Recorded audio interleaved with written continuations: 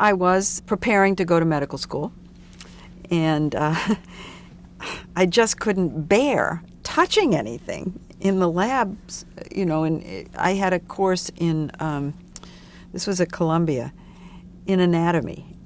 And there was the dogfish shark, there was a sheep's heart, there were frogs, and it was all so icky to me. And I would come in with these thick gloves, and I remember the lab assistant saying, I want you to put your finger in the sheep's heart.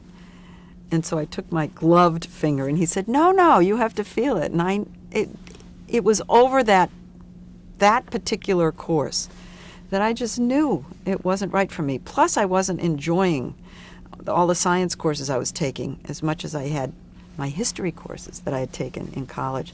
So I answered an ad in the New York Times for a job, ended up working on the speechwriting staff of Mayor Lindsay. And slowly, while I was working for the mayor, I came to observe what the reporters were doing. And a real click went off in my head. It was, wow, how come I never thought of that? That's perfect for me.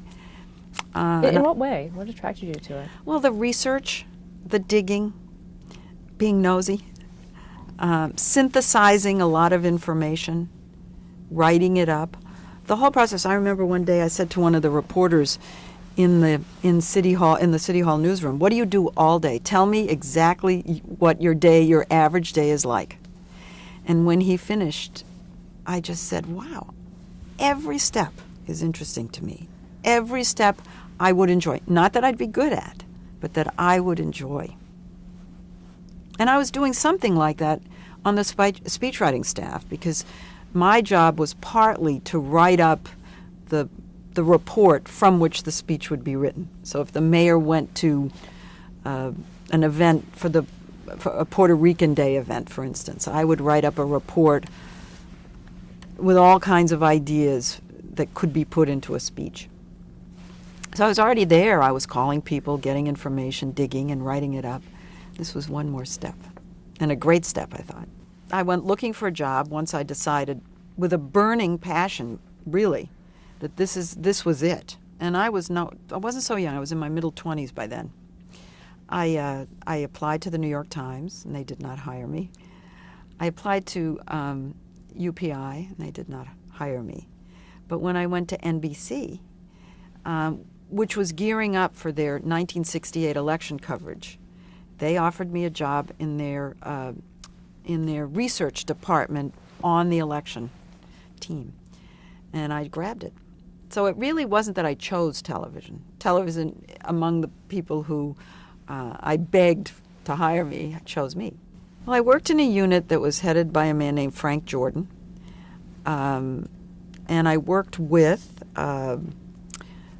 Dottie Lynch, who became the first woman pollster to own her own firm as a pollster, and a woman who became a really award-winning 60 Minutes producer, Suzanne St. Pierre, and some other people. It was mainly women.